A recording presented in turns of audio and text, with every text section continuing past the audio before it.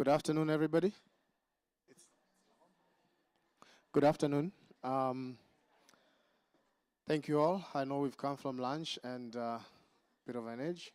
So if I would like to ask you to kindly take the seat so that we can begin our investor forum session.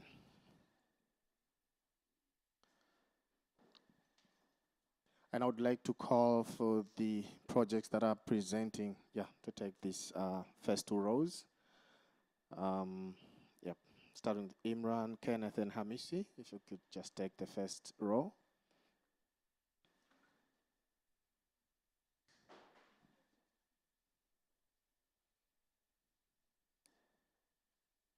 And Claire, Sira, Sheila, and Carlos on the second row.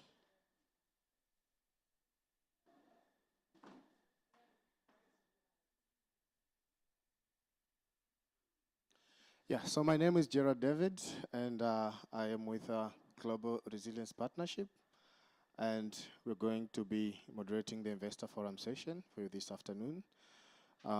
Thank you all for making time to come here. I'm going to invite Jesper to just introduce the session, and then Renate, and then I will introduce the dragons up here, and then we will go ahead with the pitching. Jesper. Thank you, Gerald. So I'm doing a mic check, because I have to do that, because I always hold this microphone wrong. Can you hear me? Yeah? Good. Here we go.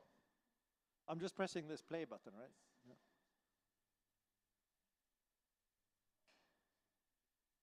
There we go. So why invest in resilience anyway? Maybe we all sort of agree on why we need to invest in resilience, but to us it's important to also articulate why it is important to invest in it and what that investment means. As in, it has to have impact, it has to lead to something, it has to reach people in some way, otherwise it's not actually building resilience. It's also important that you focus on the right target groups. So today we've been talking a lot about informality in some sessions. I think that's very important because they're very often left out of the discussion and there will be no impact. Another angle is women. Are we hitting the relevant people that need to be impacted or that need support to be in a position where they have more resilience?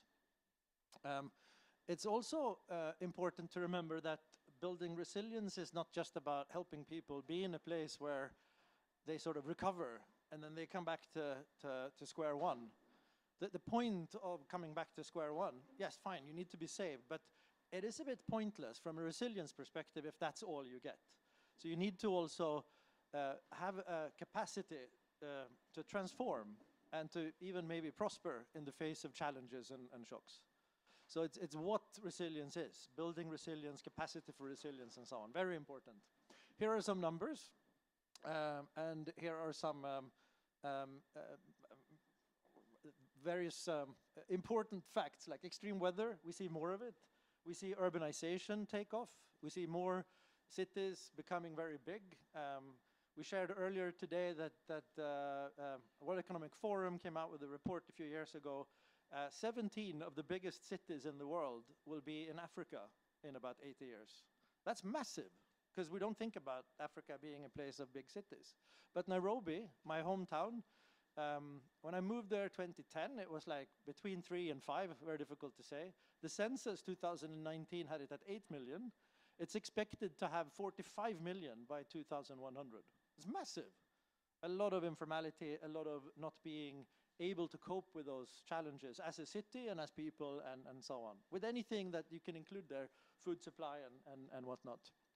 We also know that for every dollar a company can invest in implementing adaptation and resilience, it yields a lot. Now, 2 to 15 is actually a conservative measure. It can be more. So why don't we do that? Well, we need to figure out ways to do it. We need to figure out how to do it, and that's why we're here today. We have these innovation challenges that we run. We just had a session before, so if I sound a little bit confused, it's because I might still be downstairs 2 floors talking about that in my head, but I'll try to keep it straight. We run challenge funds. It's a way to surface new innovation that is relevant with regards to the presentation slide I had just before. Finding stuff that's relevant, that's important, that hits the right target groups, that addresses the problem that we're trying to understand, that helps us learn what it is that we need to learn so that we can address the right thing, being relevant for the target group, and being relevant in how we do it. Are we building the right types of capabilities, or are we just throwing money at something? Now, traditionally, throwing money at something is, well, I mean, not just traditionally, very, very often it's what you do in order to solve something. But I think there's a lot of arguments that it should be done in a different way. It's not just throwing money. It's also about mentoring. It's about being there, providing the network, addressing the power dynamics between the ones with money and the ones without money, and understanding what it is that needs to be done so that you can meet the market needs properly. We have a number of challenges, and you missed a really good session. I think most of you, because we weren't that many. But we talked about the resilient agriculture innovations for nature. We heard a presentation about RISE, resilience, innovation, informality through scaling and entrepreneurship. Hindu Kush Himalaya challenge, something that addresses a vast region in Asia, addressing with 2 million people affected, whatever happens there. We talked about NatureX Tech Solutions, had a presentation by BCG. Africa Climate Innovation Challenge with GAIO, and the Ocean Resilience Innovation Challenge, addressing coastal and ocean resilience. Oh. GRP, we're 10 years old, sort of today. 11 years ago, I got a call from someone who asked if I wanted to be part of a design piece of work. I was at KPMG at the time, and we started designing something, and we had Rockefeller Foundation, USAID, and CEDA. They wanted to become executive sponsors of this thing. If I fast forward, today is what we started designing back then. I've been in the head of innovation role up until about 3 months ago, and I took on the CEO role. Also, another reason why I might appear confused.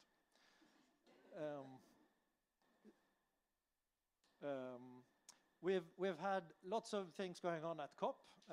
This is done with the Resilience Hub. So Resilience Hub happens here.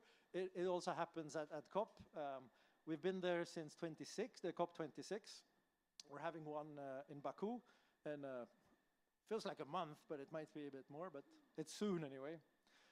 We built a huge following on social media. And interestingly enough, when we look at who is following us, there's a lot of followers in not the global north, so in the global south, which is exactly where we want to have the followers, so that we can disseminate what's going on. People can sort of copy, learn, reach out, and connect with each other. Very important. Since 2014, we've invested about 45 million in resilience programming. That is globally. We have 80 plus partners. If anyone in here is not a partner and wants to be a partner, we'll send you a link, but you can also find it on the website, how to become a partner and what we sort of want from you for that. Lots of sessions at the COP. Several of our projects have won big awards. They've started scaling, having impact, and also allowing us, because of how we work, to learn from what it is that works, both in terms of what is scalable, but also what has impact over time. Yeah, we've supported 7+ million people across 20 countries to become more resilient. And again, I'll take you back to our definition of resilience. It's not just coping with and come back to the square one, but actually sort of thrive in the new circumstances and have new ways of doing things. This slide is something I would never allow any of our companies to present, because it's really boring and lots of numbers, and everyone will look at that instead of at me. That might not be a bad thing, but it's just how the model sort of works. We have idea stage, we have seed stage, we have scale stage, and we have amplify. And as sort of as that sort of indicates, it's about starting with something small and then growing it to be something bigger. And we think of it as you can be an idea stage, and then you can when you're sort of at seed and moving into scale, we want to see proof of concept, and once we see proof of concept, we can make proper introductions to those who would potentially want to invest in it. And then you become revenue and maybe even cash flow positive and so on. So we follow them we want to follow them through those stages. Our offer, a challenge model, is, I think, a really good way to find new innovations. And if you ask the question right, you can also find out what problems there are that you need to address in the next challenge. It's progressive funding, as that sort of really horrible slide that I apologize for deeply showed. We can connect winners, the ones we have worked with investors, well, through this, but also direct connections with potential investors, with other networks that are relevant, downstream, upstream, for their business. We try to provide as tailored funding as possible, so it's not one size fits all, but it depends on what your needs are and what kind of mentoring you need. Close to my heart is the leadership aspect of things. So working with companies and individuals, not only on the models and the money that you might need to scale something up, but also the most important aspect and part of any organization and company that I'm aware of anyway, the people. So working on people, building confidence, making sure they have the right skill sets and so on, so that they can go and do the thing, right? We're just facilitators, really. There's also MEL support. And then we use this, the sort of outcomes and the evidence that is generated to understand more of what it is that we need to do more of. So we have a pretty good idea of what we're talking about when we're talking about it. The initiatives join an alumni network, so they keep in touch, and we have several examples of where projects have been cross-pollinating with one another. One might close down, they join someone else, or they start a third. And sometimes that's confusing because you might have like one person presenting for 3 companies or being present on slides for 3 companies that we work with. But that's what we want to see. It's about building that ecosystem so that it becomes a place where the stakeholders, not just the entrepreneurs that we support, but their funders, the professional services they might need, the upstream and downstream partners, an ecosystem where that conversation is happening. And there are several examples of where this has emerged and developed in developing countries where we have worked before. Our ask, sponsor a challenge, join the expert mentors pool. We work with experts for various things and we pull them in. It's also cross-pollination between projects. There are experts in some of our projects that can support other projects.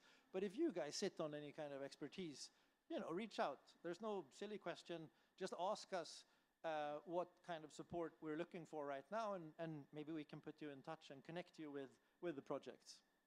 Join us as a scaling partner, or just simply when we have one of these calls for proposals, submit your own solution and we'll look at it. I think that's my last slide.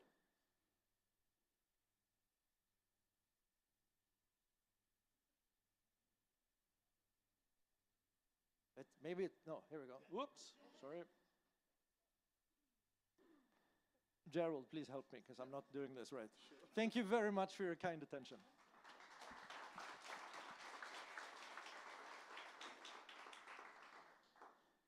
Many thanks, Jesper. I'm going to ask Renate, one of our donor for one of our flagship project, to just give an opening remark before we can go to the presentation. Thanks. Yeah, my name is Renate Bleich. I'm head of the Munich Re Foundation, and as Gerald has said, we are one of the funders of the RAIN Challenge, the Innovation Challenge on Regenerative Agriculture Innovation for Nature. And yeah, I'm really excited to be here for this investor forum. And I was here all morning, and in all of the sessions, I think there was a lot of talk about innovation for adaptation and resilience. So this really is an important topic. And I think GRP has done a great job in surfacing innovation and supporting seed-level innovative projects and entrepreneurs. And from the experience we got in working with GRP for the Rain Challenge, we saw so many inspiring and great projects happening on the ground. I had the pleasure of traveling to some of the winning projects from last year's round of the Rain Challenge with Gerald this year, and I was really impressed and I was really inspired. So now this is the point in their journey where they need scale-up funding, where they need further funding to scale, to reach out, to have even more impact. And this is where you guys come into play.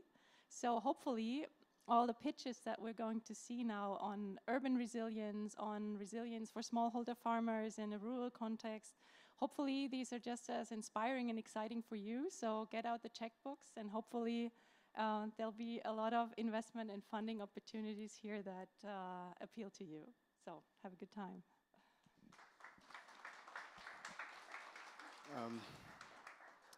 Thank you, Renati.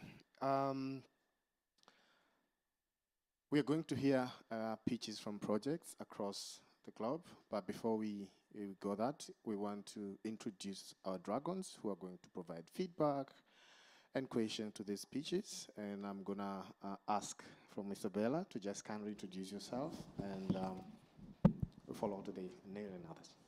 Thank you, Gerald. I'm Isabella Kojal. I'm currently the Deputy Director General at the International Centre for Integrated Mountain Development in Kathmandu, Nepal, working right across the Hindu Kush Himalaya. Thank you. Thanks, Gerald. My name is Chris Wayne. I'm Head of Agriculture Investing at Acumen. We are an early stage impact investor, the headquarters here in New York, but operating out of emerging markets around the world. And have just recently launched a agricultural adaptation investment initiative at the earliest stage called Trellis, which will make 25 to 30 investments in SMEs over the next 4 years. So happy to be here, getting some new pipeline and learning more. Hello. Is this on? Can you hear me? Oh, there we go. There's obviously a knack. I'm Neil Walmsley. I'm Head of International Adaptation Programs at Climate Kick, which is an international innovation agency supporting a wide range of different innovation types, particularly startups and SMEs developing climate solutions around the world. And one of our big areas of focus is supporting adaptation enterprises, particularly in emerging markets where there is the most opportunity, but also the most need for support. Thanks. Hi everyone, my name is Avinash Mishra. I'm the Chief Investment Officer at Global Innovation Fund.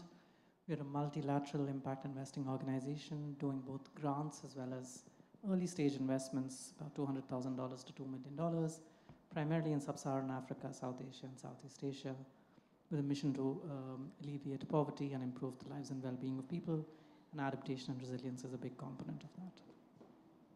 Thank you, Dragons. And for that, we're going to hear the first 3 pitches, and then we're going to have feedback from the Dragons and questions, and then we're going to hear another 4 pitches, and then we have the feedback from the Dragons, and then we'll give you what we call the marketplace, which will happen after this. So let me take this opportunity to invite the representative from Near East Foundation for the pitch. You've got 5 minutes. I have my timekeeper there. We'll just wave 2 minutes, and then we'll go to the next one. Thank you so much, Gerald. My name is Imran, and I work with the Near East Foundation. So we are an organization which is there working with a local partner for past 109 years. Next year is our 110th anniversary. And we work with local partners to enable sustainable and locally led economic and social development. We work in the areas of outcome-based financing. We we mostly work in the countries which are impacted by the conflict. And we have implemented some innovative inclusive finance models in Africa and Middle East. So today, one of these models which have created some evidence is from Sudan, where a community-led lending system is creating resilience in these times of crisis in Sudan. Just to give you a little bit of background, we are working in the Kordofan region, and it's the Gum Arabic belt. Those of you who are not familiar with the Gum Arabic, is a commodity which is largely used in many popular food items and also in pharmaceutical and cosmetic industry. Just to give you this background, because it will be easy to understand the importance of this commodity. The problem, when we selected this area, so with this non-timber forest product, gum arabic, most of the people who were collecting these were women, 72%. And 60% of these were living below the poverty line, with no access to financial services, and the social norms which were there in that area were restricting their participation. They were on the lower end of that value chain, and they were earning 80% less than their male counterparts in the same value chain. Dependence, whenever there was any shock, whenever there was crop failure, they were looking at others for assistance to continue their livelihoods. And the most important thing, depletion of natural resource, gum arabic. So that was the major challenge there because of the current crisis. The people were using this precious natural resource for firewood. What we did, we built 13 women cooperatives. I would say these cooperative, not associations, because we went through all the legal process. We registered them as per the country law, and with the objective of that these women cooperatives will lead the locally led this idea of leading the revolving fund, and also this was linked with the technical assistance to manage their natural resource. So what we did when we registered these 13 women cooperatives, one thing was to make them able to sustain themselves, to give them those all system and procedures so they can manage this lending to their members. So we institutionalized that capacity within these cooperatives. And second most important thing was how they can resolve the disputes arising to manage this shared resource. And most importantly, like how they can come up with community-led ideas, not only to protect, but to increase production of this natural resource. So all this knowledge were transferred to them, and when this war started, or this worst crisis started in April last year, these community-based cooperatives led by women, they continued to operate. We lost our access, but these cooperatives were working. These cooperatives continued to give funding to their members. And as of today, the rate of return is 90%, and there are 3 lending cycles. They kept operating on their own for at least few months when we lost every kind of contact with them, and they are still operating. In terms of impact these have created, apart from the improved climate resilient, I'll move on to the ask.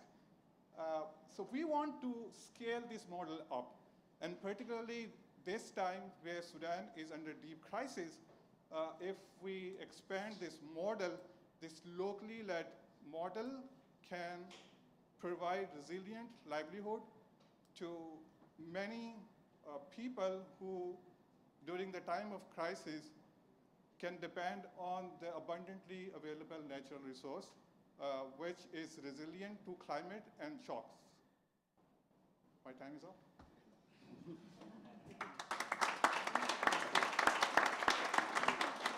Many thanks. May I invite Kenneth?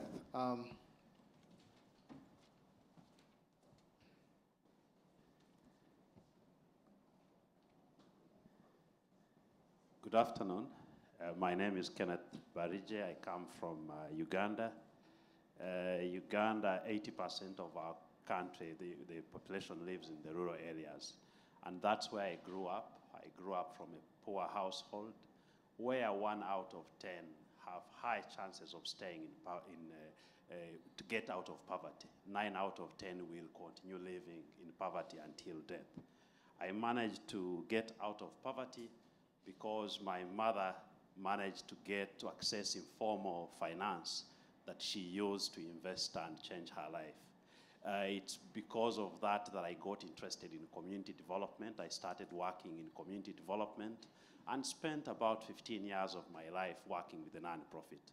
It's through that experience that I realized that farmers in the rural communities, they do want to get out of poverty. They want to provide for their households, but they lack the resources to do that. The 1,042 farmers that we work with in Uganda, they do only 7% have bank accounts. And they do not access any banking services. They do not access financing because they are seen as high-risk borrowers, where the only source of money that they can get is to go to money lenders who will charge them between 44 to 120% per year. So imagine running a business, developing a business with that kind of rate. They do not, if you don't have access to loans, you're not going to invest in your farms. You're not going to be resilient.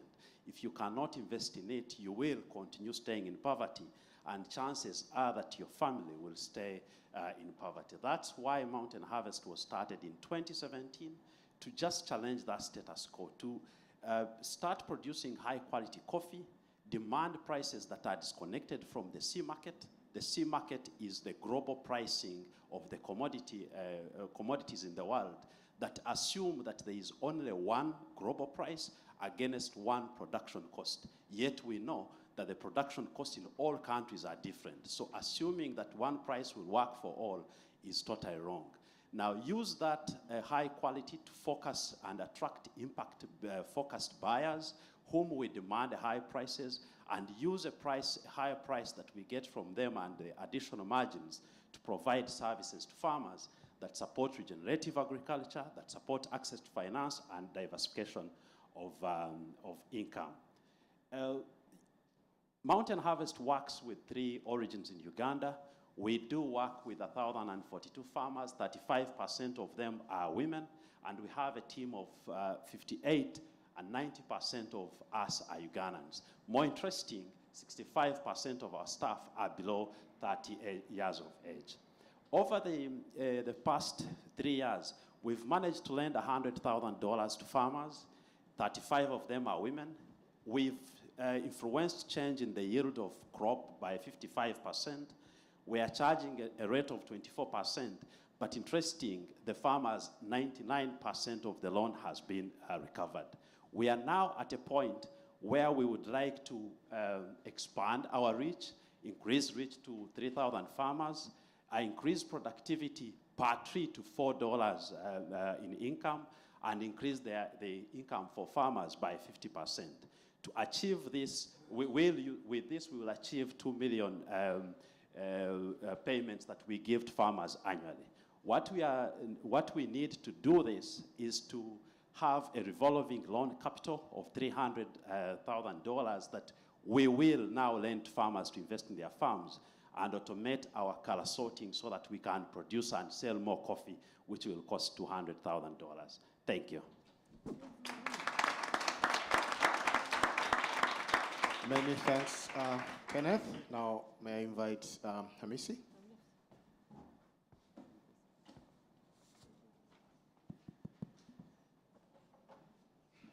A very good afternoon to everyone. My name is Hamisi Saidi Hincha. I'm working with Food Security for Peace and Nutrition Africa. And I personally am the Smart Climate and Carbon Lead. And my passion is actually to support smallholder farmers to sequester more carbon through the adoption of regenerative practices. And I'll start by asking a question. How many of us have been to East Africa, either Kenya or Tanzania? Oh, well, thank you so much. So for those who haven't been there, I'll take you there through the journey of my story. This is a vicious cycle of what is happening there. And this has actually translated into the news headlines of every day, it's either you're drowning or you're drying. 6 months before, we were drying. 3 months later, we were drowning. And unfortunately, that has been the status quo. And according to the report of UNFAO, which was published 2023, if nothing is to happen today, it means that hunger prevalence will affect over 20% of the population. The decline of agriculture, which is the backbone of all the economies, will go down by 30%. And the economies in equivalence would be hitting harder and reaching to about 50%. And on top of it, we'll be hit about 60% with the food insecurity. So ladies and gentlemen, today I'm honored to share with you our initiative, which is carbon farming for agricultural and environmental profitability and sustainability. This is a local-led initiative which is looking at building the capacity of smallholder farmers to adopt regenerative practices so that they can sequester more carbon and earn out of the selling of the carbon credits. It is the entire process done through the appropriate machine learning and the AI, of which our initiative, it is very unique because it looks at financing all smallholder farmers in diverse value chain to ensure that they are free from hunger and at the same time they are experiencing economic resilience. And we usually do our work by mobilizing and registering smallholder farmers into a group of 15 to 20 smallholder farmers. And then they undergo into the training on regenerative practices. Then we monitor the adoption and verify and reporting the amount of carbon that have been sequestered through our AI learning and machine learning. And then the carbon credits are verified and validated by the regulatory bodies. And then it is taken to the voluntary carbon market to be sold. And 75% of the sales are going back to the farmers. And yeah, so our resilience journey started on 2020, whereby we did an intensive research, followed by the feasibility study to over 200,000 smallholder farmers who were the beneficiaries of other projects. And fortunately, the results were very impressive, and we were able to fund the initiative with our own resources. And we are glad that we did it in few counties in Kenya, but with the support, massive support and contribution from GRP and the Munich Re Foundation, we are able to launch, to pilot our initiative to Kenya and Tanzania. And so far, we've impacted about 5,000 smallholder farmers. And our journey, we are looking at impacting over 100,000 smallholder farmers by 2023. So for us to achieve that journey, we need, we are requesting for an investment of 1.2 million US dollars, of which with this much, we'll be able to sequester over 1 million metric tons of carbon. And with the prevailing market prices of $15 per metric ton of carbon, we are projecting a revenue of up to 15 million by 2029. And in 100,000 smallholder farmers, which we are hoping to impact, 60% are going to be youth and women who contribute to the massive labor force, but yes, they are receiving less results. Ladies and gentlemen, our project has got a couple of values, including the increased high nutritious food, resilience to extreme weather. This initiative have a potential to improve farmers' resilience and also increase biodiversity as well as water retention. Ladies and gentlemen, we are the first generation to experience climate change. Let's be the last generation to see it. It is possible, and it starts with us, you and I. Thank you so much. Thank you so much, Hamisi, and Imran and Kenneth. I would now like to invite the Dragons to just provide feedback and ask questions to the projects, and starting with Near East Foundation. Dragon. So I think this was absolutely excellent presentation. I can see, on my side, I see a huge potential for the role of cooperatives in helping to kind of formalize the system and basically providing, I mean, by formalizing, I mean providing access for individuals to become part of the financial system as a sort of bridging mechanism. So I thought that was an excellent presentation. It's great to hear that they've been doing so well when access has been cut off to support as well during the turbulent times. So, you know, I think there's a lot to build up on there and a very scalable model. That's my initial impressions. Thank you. Rantwana? Hi, Imran. Thank you for the presentation. Very insightful. Just a couple of comments in terms of presentation and also questions. One was, you mentioned your innovation is evidence-backed, something that we at GIF really love, and we think that goes hand in hand with scale funding. So that would be great to surface a little more in terms of what evidence have you seen, how did you collect that evidence, was it rigorous evaluation, qualitative surveys, etc. The second was the instrument, outcomes-based financing. Why that instrument compared to a simple grant or a simple loan? Why go for a blended sort of hybrid instrument? Yeah, sure. Just to Thank you. clarify one thing related to to start with, to clarify one thing. So this one was not basically the outcome-based financing. That was like, we are implementing different models, but this is not one of them. So the second part of your question, the evidence. So we kind of piloted this with these 13 women cooperatives. And we started this like 8-9 months before the war. And the scale of war was like, I think the worst crisis at this point in time, when 24 million people in Sudan, they are in need of humanitarian assistance.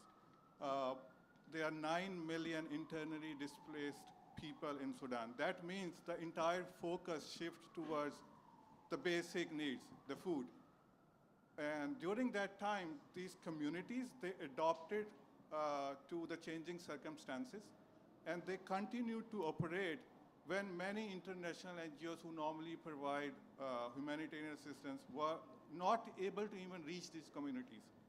So one evidence is of resilience local structures which continue to operate without any external support or assistance. I think it's the worst internal conflict any country have ever seen. So if they can survive that conflict, I think under the normal circumstances, they can operate more. Like if we had continued to provide them with technical assistance, they would have been more focused on the business side. The focus was a bit shifted towards supporting their members with small businesses. Like some of them, they use the credit to set up a small grocery shop or some value addition. So that was diversification of livelihood. So these 3 cycles they have operated, it's evidence itself. So we are doing, because it's a small population, but we did the baseline, we are doing the end line, but that was largely impacted by the war. But at the same time, it gave us a different kind of evidence of resilience, like how local structures can be more functional in these circumstances when external support, external organization even fail to reach these areas. So much, Imran. I'm now going to move to Mountain Harvest. A question? Great, thanks. And Kenneth, phenomenal presentation, and I think you really clearly hit on a number of values-aligned pieces for Acumen. And I'll ask a question that, or sort of make a comment that bridges the tension in our work, which is to drive impact to smallholder farmers and the like, but to do it in a way that can functionally scale and financially grow. Your model is heavy on upstream farmer services, which really drive a huge amount of the impact we talked about. How over time will Mountain Harvest sort of transition to sustainable financial models that are not grant dependent to be able to continue to offer those high touch, high operationally heavy, high impact components of a business model. We've seen throughout our portfolio that the intentions for upstream services are there, but it's very difficult to cover under the cash flow, sort of the financial projections and the financial models of the businesses themselves. So that's one question. And I know we have some other folks with questions as well, but feel free to. Thank you, Chris. So on top of the services that we provide, we do pay 30% above market price for the farmers to be profitable. The first 3 years of the business, we were making losses and we needed grants because we had to prove to the buyers that we are delivering a high quality and we deserve a high price. We've now reached at a point where we are scaling because the total production cost per unit, including the services and the 30% above market price, is $2.5 per pound. The minimum we are getting is 3.2. So we have reached a point where we are profitable. We started being profitable in the last, in 2022-23, and we project profitability moving forward based on the demand we have and the price committed by buyers. Thank you. So I had pretty much the same question, which I think you've answered very, very well there. Do we have time for any more, or do we need to move on? One more before we move to the next question. Okay, so just very quickly, could you just say a little bit how you're planning to involve the traditional finance sector in the program in the future as it continues to grow and scale? Are you going to work more and more closely with the national banks, or are you going to work with other sources of finances? So we did, thank you for the question. We started in 2022 to start providing evidence for the banks. So acquiring financing for smallholder farmers, the assumption, the claim by the banks is that they are high risk, they don't pay because there is no transactional history. And we tried to convince them that they have no transactional history because your banks are 100 kilometers away. So we got funding of 200,000 from GRP that we have used to build the evidence that the farmer indeed has income, the farmer is able to pay the loan, the farmer is able to manage credit. And that is what we are using now to attract financing from them. We picked an interest rate of 24% because that is the interest rate that the commercial banks use. We wanted to make sure that the farmer is used to a rate that is a market rate. Thank you. Thank you so much. Now for the FSPN, just one feedback and question. Sure, I can kick off. Hamisi, great presentation. I was inspired. I want to better understand how you are hedging against the incredibly high volatility and continued sort of evidence backing of carbon financing as a whole and carbon credits. The last thing we want is to get smallholders involved in a scheme that generates early credits, but the bottom drops out of the market and they're left high and dry in a way that we've seen with a lot of projects like this. So how are you thinking about that continued voluntary market volatility as you build out this model to ensure investors like Acumen that impact will sustain over the long term? All right, thank you so much for the wonderful question. The market volatility in the carbon, it's a concern, yes, we acknowledge that. But also there's a huge potential in terms of the predictions that until 2030, it is predicted that this ecosystem is going to attract over 800 million United States dollars. And us also, we are focusing on maximizing on that particular potential. But also, the model that we are picking is actually a long-term model, and it is part of the principles for the carbon financing project, that at least the contract with the farmers should be not less than 30 years, and it should be reviewed in between 5 to 10 years. So we are looking at the first years of the project to accumulate a profit of 25%. which us as the non-governmental organization, we are not allowed to accumulate profit, but we will use that amount for scalability and sustainability of the initiative to reach to further and more smallholder farmers across the continent. And just to sum up my presentation is that this is a new initiative for smallholder farmers. Carbon financing have been there, but it was actually focusing on the forest and the conservation sector.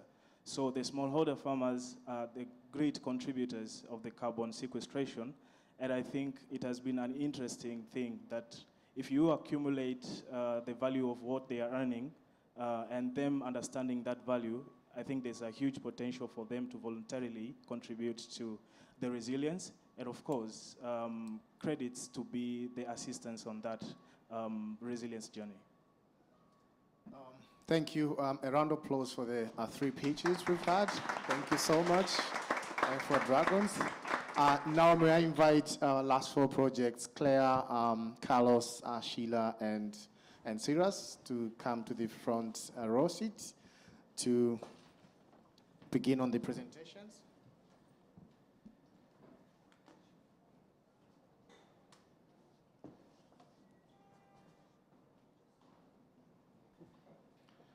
And Claire, please, you're up.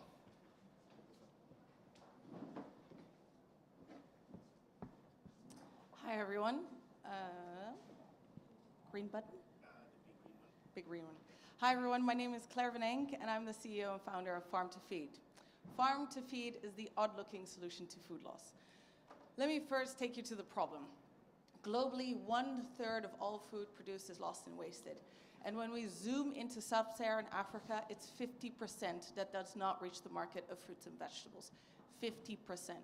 That has an impact on 3 different levels. First of all, the economy, 1.5 billion USD annually is lost by the economy due to post-harvest losses. That has a huge impact on a micro level because the smallholder farmer is putting capital in the ground and unable to sell his full harvest. Secondly, climate change, food loss and waste accounts for 10% of global greenhouse gas emissions. And lastly, the paradox is that 1 out of 3 Kenyans face food insecurity. So what is food loss and why does it occur? So especially in countries that are so dependent on smallholding farming, you can imagine not everything is grown in a controlled environment. So farmers lack access of quality inputs, giving them smaller onions, too many rains, too many droughts, unpredictable weather, which is happening more and more, soil degradation, et cetera, et cetera, et cetera. So things will come out looking differently because produce is grown in nature. So what is Farm to Feed? We are making the problem the driver of the solution. By keeping food in the human food chain, we can tackle climate change. We can boost farmer incomes by giving value to food that didn't have the same value before. 3, we can improve food affordability because we are aggregating produce at a cheaper price and therefore being able to offer at a cheaper price and transferring that discount. And 4th, we're collecting granular data on the drivers of food loss because we actually don't know why all this food loss is occurring, and we all have theories about it, but we're actually collecting per area, per farmer group, farmer demographic, why this is happening. So Farm to Feed is a tech-enabled platform for food loss. So in a nutshell, we aggregate the full harvest from farmers, offering a reliable market access and rescuing their imperfect and odd-looking produce. And we create a new market for their full harvest, delivering convenience and reliability to B2B customers. So in order to do this, we need to create an extremely strong market linkage with the market to offer them this type of produce. And we have really found that the HoReCa food processors, retailers, hospitals, and schools are great because they are the ones that immediately process all the food. So their pain in Kenya specifically, there isn't really an e-commerce platform for fresh produce for businesses like the developed world. So their pain is intransparent pricing, multiple brokers they source from, lack insights of their procurement behavior, and no focus on sustainability or traceability. So our solution, 1, we are transparent. It's an online catalog, online pricing. It's convenient. We deliver to their doorstep. It's a one-stop shop.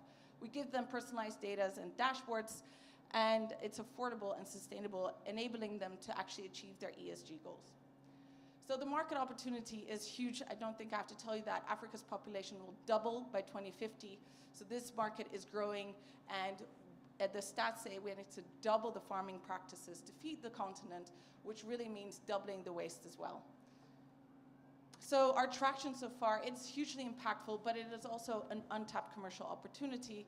We are also offering multiple other services on our platform, such as peeling slash potato, peeling broken carrots, et cetera, et cetera. I think you can imagine what else we can do. We've doubled our revenue growth in the past 6 months. We're delivering about 70,000 kgs per month at the moment. We only have 45 B2B customers, so you can imagine we are only scratching the surface, and there's a huge need in the markets. Our impacts, we actually measure on 4 different levels.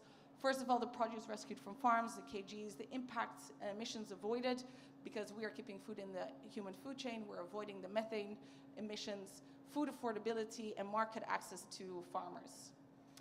We are women-led, and unfortunately in 2024 that is extremely unique, with less than 2% going to women-led businesses. But we're not only women, we're also great leaders.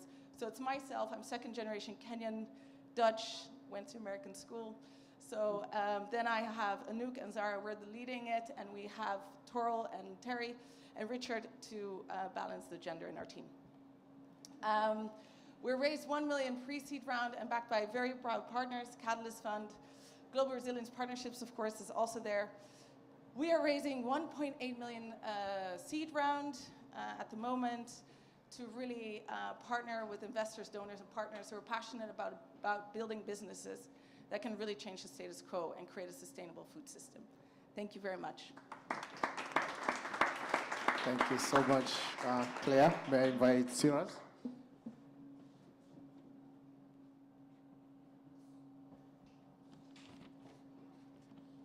Hello everyone, my name is Siraz. I am from Mahila Housing Seva Trust, India, and we are an organization dedicated to improve the quality of life of urban poor population, with particular focus on women empowerment, climate resilience, and sustainable urban development. Today I'm here to talk about an urgent and important issue, which is extreme heat wave that millions of Indians are facing today.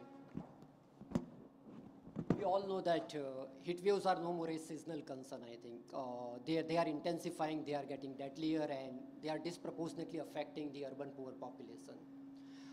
With 40,000 plus suspected heat stroke cases and 143 deaths, it is very clear that we are running against the time.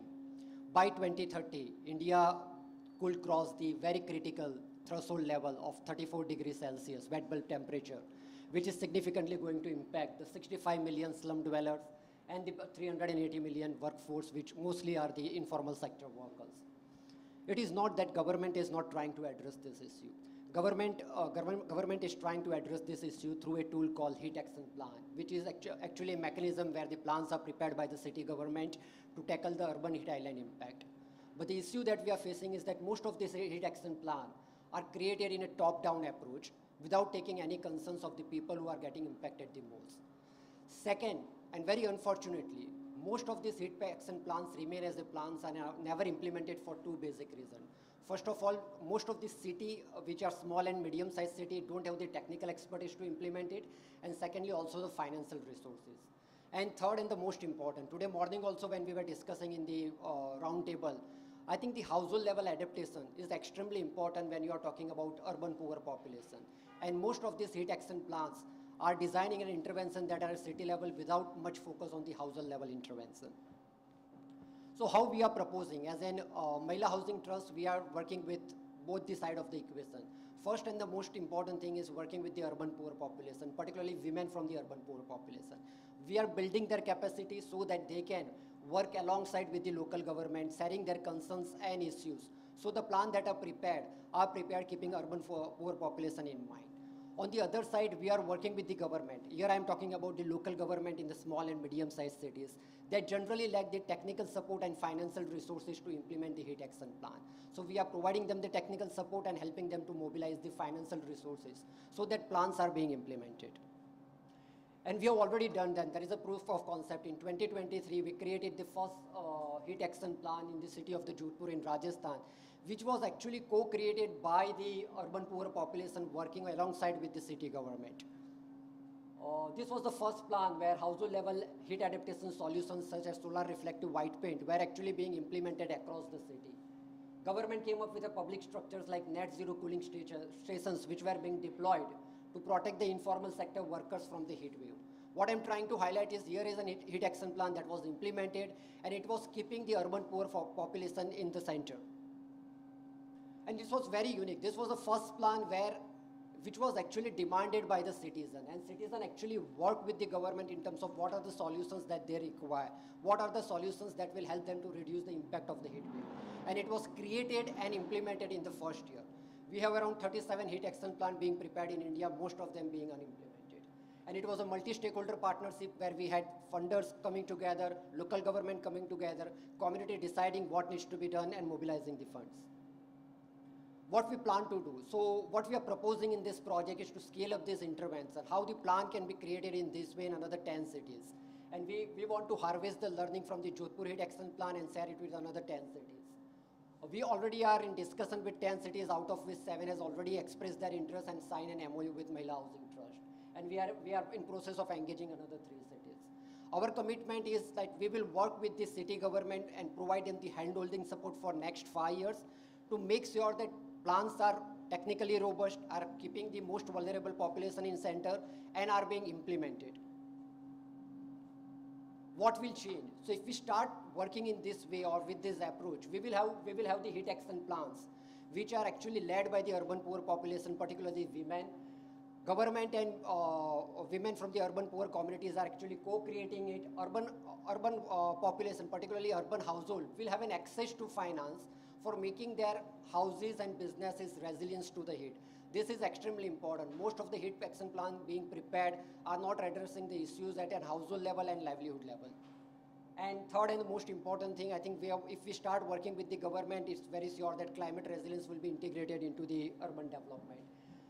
This project is expected to benefit around 3 million individuals, helping them to gain the improved resilience to extreme heat, enhancing their health and livelihood. We already have a team in place. We are a socio-technical organization with 151 professionals spread across 10 offices in India, and we do have projects in Nepal and Bangladesh. The team is led by our visionary leader, Bijal Brahmbhatt, who comes with 30+ years of experience working with informal sector workers. She has an experience of housing finance and climate resilience. What is our ask? So we are seeking support in two forms. First is definitely grant, and second is investment. Investment is particularly for the credit cooperative societies. These are the credit cooperative societies led by women, into which this investment will be made, and this will make sure that access to finance is improved at a household level. We require 1.2 million USD per city, and when you translate into the cost per beneficiary, it's coming to around USD 4. MST has already done a very demonstrable job in past few years in terms of building women leadership, working on the issues of the climate change, and as you can see from the slide, our work has been recognized by UN CCC Award, UN Sasakawa Award, and in 2020 we were awarded by the Ashton as for our pulling job in the urban poor population. So there is a team that has demonstrated that this is the work that can be scaled up easily. Thank you. Thank you, Suraj. May I invite Sheila?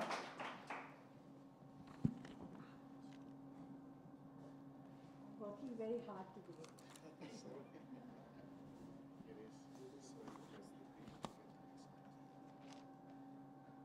So my name is Sheila Patel. I live in Mumbai, and I have been working for the last 50 years on issues of urban informality. Today has been a very special day because the issue of informality is now embedded in the work that we do here and will be taken forward as more and more people will come into cities and live in informal settlements. I'm not going to go through this because it will take a long time. Our job is to try and build the capacity of women's collectives in informal settlements to understand the implications of their choices of material that is used to build their homes, for the simple reason that across the world in southern countries, and especially in India, whose statistics we know, 90% of people living in Asia design, construct, and finance their own homes, and most of the government subsidies produce housing stock that nobody wants to live in, or that gets gentrified, or that is actually not provided with amenities and facilities. And that's why the work that SEVA does and other organizations do, which are very few all over the world, have not looked at the issue of informality and the fact that the material that they have, the design issues that they have to deal with, the construction systems are not available in the formal sector at all. Most universities don't teach them. Most people who produce building material don't look at this as a constituency. And therefore, in the situation where extreme weather, heat, velocity winds, and torrential rains are going to destroy their homes, we're looking at ways by which we not only build the capacity of women to understand the impact of the choices that they make and the resilient quotient. That's the only thing I'm going to show you. Okay, this is it. Every household that we work with ends up with something like this, which comes out of a combination of question answers and things that you put into your phone. So you have a benchmark of what the present house is and what its vulnerability is. And then we work with 7 or 8 houses in each learning lab to produce solutions that are affordable and incremental that that family can have access to. So that's the first line of defense.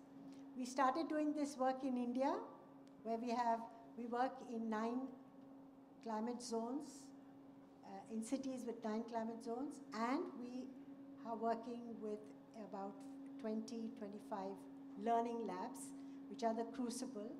And our ambition is to produce 100 learning labs in 20 countries in Asia, Africa, Latin America, and MENA.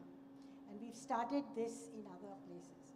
So our project itself seeks to produce public knowledge and a pressure on design producers, that are universities and businesses, material providers, contractors, to look at this huge market of presently 1 billion people, which will go up to 3 to 4 billion people as rural migration to climate increases, and to produce in the public domain materials, design, construction techniques that will address extreme weather. So our project of 100 labs will cost us $10 million, of which we already have 2 million over 5 years. And we are now working with the cement and steel and all the industry that is working, which is used for construction, to start looking at these people as markets and to use our labs as their R&D places. So we're expecting them to make those investments while we produce the knowledge and the outreach and the campaign that these are the households that must have robust homes to weather the extreme climate that we are anticipating. Thank you.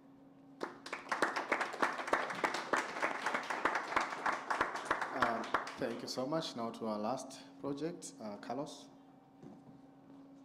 Thank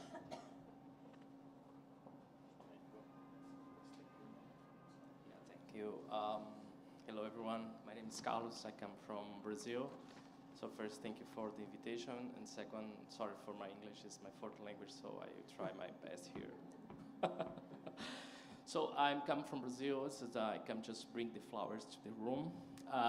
Climate change adaptations and sustainable livelihoods for women in the Brazilian semi-arid region. So some and maybe most of you think about Brazil and think about Amazon forest, right? Because all the climate arenas dominate by Amazon forest. So actually I come from the semi-arid region. This is totally different region. Amazon forest. This is a semi-arid our place on earth. So the semi-arid Brazilian is equivalent maybe Portugal, France, and Spain together. I talk about area. And you have 30 million people living there. It's a lot of people living in the semi-arid Brazil. But it's a kind of invisible area in the climate change arena. And this is the problem for us, because in the next year we have the COP30 in Brazil. No one talk about the semi-arid region. Just people talk about Brazil and think about the COP is about Amazon forest, but it's not about Brazil as a country. So the Brazil semi-arid is the most densely populated dry regions in the world. So we're about to talk a population that in the next 50 years, the World Bank estimate that the 70 million people migrate from this area. It is a big problem for Latin America.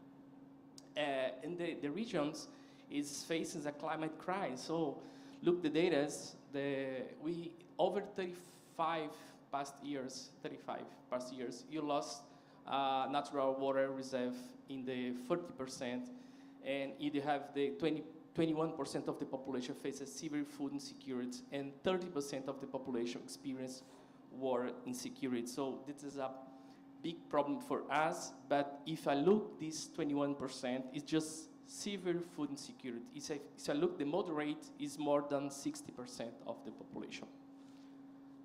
So we organize the population, so the local communities organize their response for that. So we try, in this way, have been raising voice from the communities. Central Sabi is one of the voices that raising this community to help farmers to pass through the crisis climate in this way. So since 2018, we are supported by UNDP Adaptation Climate Fund, and you are building a technology that integrate the water reuse, great water reuse, integrate in adaptation and agroforest system. That's why the families treat the water that before go to the farmers, and now they use the water for the agroforest system. So they have more 50,000 liters per year to the agroforest system. So in a nutshell, the systems, the beautiful system turns pollution into food. So basically it's that. So they filters the water and then they use in the agroforest systems. And it's a sanitation food security because the people, before that's the water throw away, but now they use the waters to the food. So this is one thing. And the impact of the projects. Over the 30 years, we covered 50,000 families are supported by technical assistance. And the most important thing, you building more than 10,000 adaptations technologies in these years. And you have 223 microloans for local farmers that you present the idea. This is some partners that you have, the funders. We are part of the international observers of the UNFCCC and UNCCD also. We have 35 people across the semi-arid working these technologies and these solutions. And in the investment, so for the investments, we think $500,000 to support the revolving fund that you have to allow farmers to access simple and efficient technology to the farmers and connect this with the carbon credit, you said, Caatinga's social carbon credit program. So this social carbon is not about carbon credits, it's not about just assets. I talk about biodiversity, I talk about water. So it's a kind of combination between one revolving funding and the Caatinga social carbon credit. I put the technical model. This is simple. It's not so simple, but I can explain. This is a system that we use a satellite to measuring this map and the carbon credits in the zone, and then you connect this with the technology, so biodigesters, cisterns, eco-ovens, reuse of gray water, and they connect all these things, and the technicals and the universities can measure this and have a numbers of credit carbons, social credit carbons that you are seeking for funding. So thank you.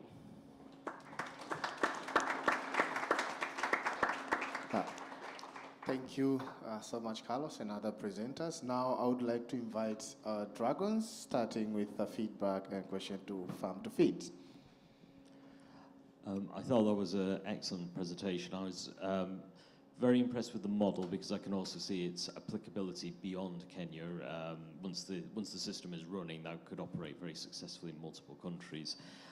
Just a couple of specific questions then. One was how the current model generates profits to keep it running, because I wasn't completely clear on that. And the second is, are you planning on integrating cold storage into the system as well to prolong the longevity of the food products? Yeah, thank you. So at the moment, it's really the margin between us buying the produce and selling it. So we're hitting, at the moment, about 18% gross margin, and should be able to grow that to 25 next year, and at scale it goes to about 30%. We've seen that in other models similar who really focus on fresh produce. So we're not FMCG, because there are a couple of models in East Africa that are FMCG that get confused with us, so it's very different. And then your second question was, cold storage. So we have a warehouse, because we have tried to connect the farmer directly with the customer before, but we did see there were quite a few problems in terms of quality check, on-time delivery. All the headaches we're trying to move away from the customer, they still existed. So we do have a warehouse. So that last mile is really with us, so that we are really focused on the customer retention. So in our warehouse, we do have cold storage. At the moment, we don't have that. We aggregate the farmers on supply ups, self-created supply ups. We don't have cold storage there. We aim to increase longevity through semi-processing, actually. So that's where we're going towards, and being able to offer that to our customers as well. Yeah. Thank you. Next question. Going to... I don't know if I was supposed to ask, but I will, because I'm super interested. The gross profit margin increase from 18 to 25 mostly comes from that value-added processing component growth over the next few years? Yeah, so one, it's bulk. So we actually went from 2% last year to 18% this year. So it's the fact that you're able to buy bulk, and that you're able to increase logistics, right? Because your trucks are full, and your route within Nairobi becomes easier because you dense your customers.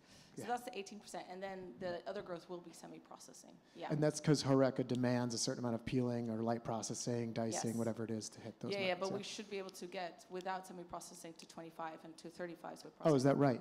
Yes, so it's very different than FMCG. Again, sorry, because I know it's helpful. You know the Twigas and those guys that are there. It's a different type of, because, I can tell you more about the pricing strategy. But these type of customers also pay for convenience, on-time delivery. They have the willingness to pay, and that's why it's a very strong linkage with the farmers, and it's very predictable because they have the same menu, same amounts of tables. It's not a very complicated forecasting model either, and there's no e-commerce for these guys. Thank you. Thank you. I'll go now to Mahila Housing Trust. Yeah, thank you, Shiraz. And dealing with an extremely important issue. No one wants to fry in their own homes. And also the approach that you're taking, which is very much bottom-up, needs-based approach to the plans. But what wasn't so clear is how are you going to balance between public investment from the cities and the towns against the kind of injection of grant finance and these credit cooperatives. So can you talk a bit more about your financing model? Thank you. Yeah, so I think what my ask was about combination of grant and the investment. So the grant aspect of the ask was more about building capacity of the women leaders in urban poor settlements to work alongside with the government, and also to provide the technical support to the government. Now the cities that I was referring to are the small and medium-sized cities, and in most of the small and medium-sized cities, the revenue that they generate, 60 to 70% of the revenue just goes to supply water and drainage services. They don't have any finance left to address the climate issues. So the plans that they are preparing only remains the plan, never get implemented. So in initial stage, what we do, we help them to mobilize the grant funding, but we also help them to mobilize the funding from the central government. So central government do have the climate competition kind of challenges kind of thing like smart cities in India, where cities need to submit the proposal and actually compete for the grant. So that's where we provide the technical support to the cities to actually create a proposal that they can win the central grant. So that's how we mobilize the public funding. But beside that public funding, the grant funding is required to provide the technical support to the city. In terms of the investment aspect, the investment aspect is about moving this investment in the women-led credit cooperative societies that lends to the women in the informal sector without any kind of the security. So that's what which is actually promoting the household level adaptation, which as of now it's not possible because public sector banks and private sector banks are not lending to the people who are into the informal sector or residing in informal sector. So I think that investment in credit cooperative society is must for household level adaptation. Actually, just on that, I might add, and also for Sheila, we recently invested in an organization called Build Change out of Indonesia, who are piloting an interesting, they're still at relatively early stages, but solving that problem of how do we provide financing at the household level and build capacity. So they've tried to productize a few simple house improvements like the reflective white paint, etc., tie up with the local MFI, and provide specially designed financial products plus the technical know-how to implement those targeted few solutions. So I think it might be an interesting opportunity. I think it seems like you already know them, Sheila, so that might be a good idea for some collaboration here, because I do see different elements of a similar problem. So we are already doing it in terms of this credit cooperative society. They are designing the financial product for climate adaptation. So one that you refer to like solar reflective white paint, which cost around 2,500 rupees, right? But that's still a big upfront cost for the poor family. So they allow the family to pay that cost in like 12 months to 24 months, depending on it. So that is being done. It's more about how to scale it up. With more investment coming in, I think it's possible to scale it up, yeah. Again, for Spark, maybe another question? Yeah, so to Sheila. Yes. Yes, so Sheila, thank you. Really interesting idea with very wide scaling potential, and I really like this idea of using the living labs as a kind of transition to becoming the R&D centers of the building sector. Very interesting. But again, my question is slightly down to how are you going to make that happen, and then how do you sustain that financing that's required at this huge scale of, 100 labs across the world? So I'm actually going for bust, because it's, I'm doing this for 40 years. We've built over, I don't know how many thousands of houses. We've relocated 150,000 households. We have a construction company, but that's all still small scale. The volume of this problem and the complete indifference of formal institutions. If you take all the work that we have done, it's not even a drop in the ocean in specific terms. It's brilliant in specific terms, but it's not enough. So the idea is to create a campaign of public good.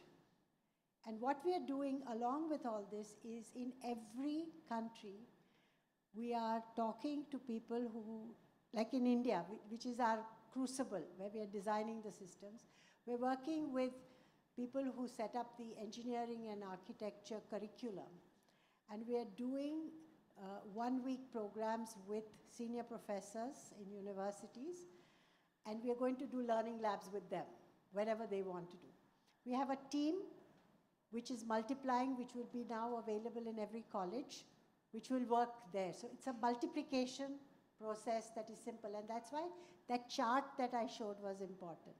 It's a chart that every illiterate woman can understand because of the color coding we do, and they know the zeros and the other thing is, poor people spend money on their homes. On an average, $200 to $700 per year is spent on refurbishing every year. So we're starting off by saying, can we help the market produce better materials that are within their scope, and then train them to use it so that that lasts not for 1 year, but for 3 years.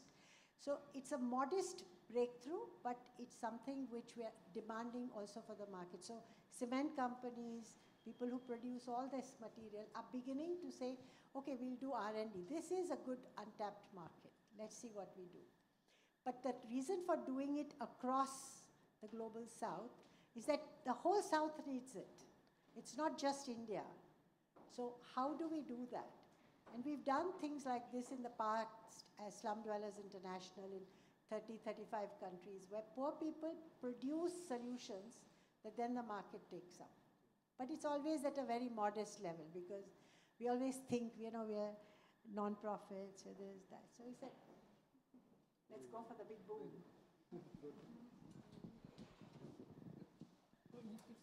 Now, so the central Sabi, the last one. Carlos, thanks. Thank you for the presentation, and thank you for clearly highlighting also that climate change is not one problem. It's a collection of many problems, and I think that's something that theme has come out in all the presentations, that it does require a grassroots, community-led approach, especially adaptation and resilience, because micro differences make a lot of. So thank you for bringing that point out. My question is just in terms of the implementation of your program. Can you talk a little bit more about how expensive are these units that you've created?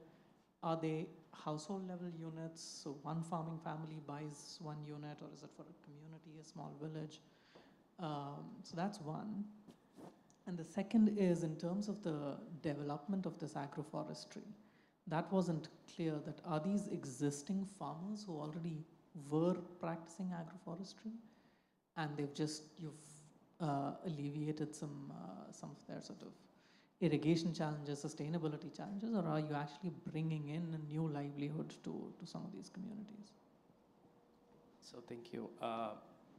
It's a great question. So the first question is about this, how it's just the point. Just the scale and size of the unit in terms of cost of it and what's... Each gray water system, each gray water we use system and connect to the agroforest. It's a combo technology. It's two technologies, the agroforest systems and the gray water use. It's the both connections. Each one it's almost $1,500. It's a very rich price. And it's per family, it's not per community, it's used per family. Each family has this technology.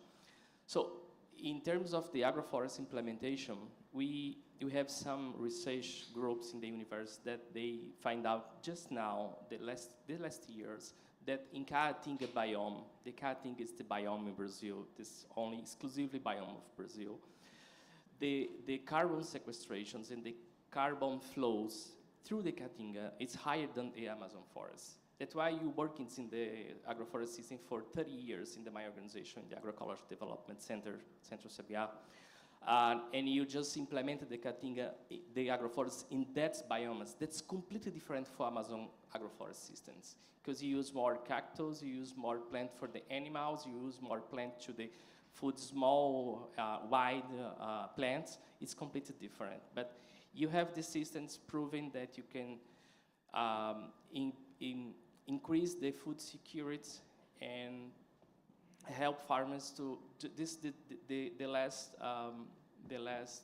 slides just show this little bit complex model that connects and can put some value in each part of the systems for the farmers. Because most of the time people look and say, oh, look, the poor people. But no, these people, so the cistern, the eco ovens, and it's not just sequestration carbon, but it's also what's the carbon that I avoid to release in atmosphere. And the business models calculate all of these carbon assets and make this money, just for help farmers. And you just try now, just how can you organize and how can you design a blended finance that I have this money from the investors and then I have money from the governments and the philanthropy to help us to give free technical assistance for the farmers. Thank you. Thank you, question. And last comment. Yes, so thank you a lot. Give a round of applause for our presenters. Thank you so much, Dragons. I think we've had quite a very great feedback. In every seat that you've seated, we have a small booklet which has all the information of the projects that are presented. And if you want to reach out to any of the presenters, the communication is there. I'm going to thank you all for your participation. And I'm going to invite you to a marketplace whereby now all the participants can have a chance to ask questions to the projects, get to mingle while you're getting coffee and water down there. And yeah, we hope we can open some checkbook and have some sign here. Thank you a lot. And yeah, it was great having you here. Thank you.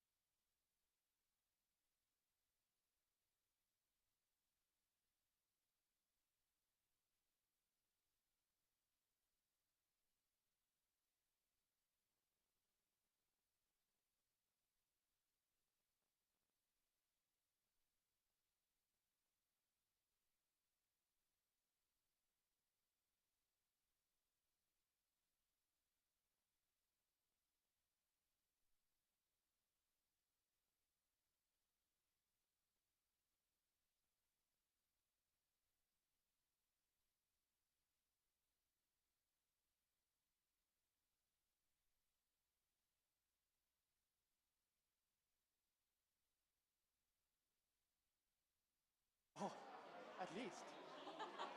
Actually, our waitress last night told us the waitress was like, little fella, which little, and we were like,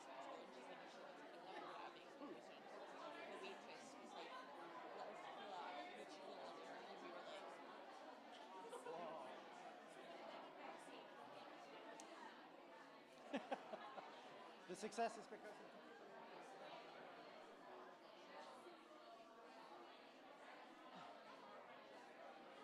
Should I do the conference trick?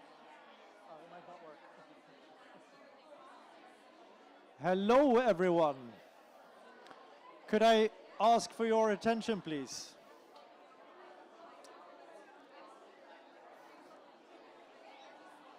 Hello, everyone. Can I have your attention, please? Is anyone hearing me? I have two people up here, they're hearing me. I have a lady here, she's hearing me. I have a pair back there, good.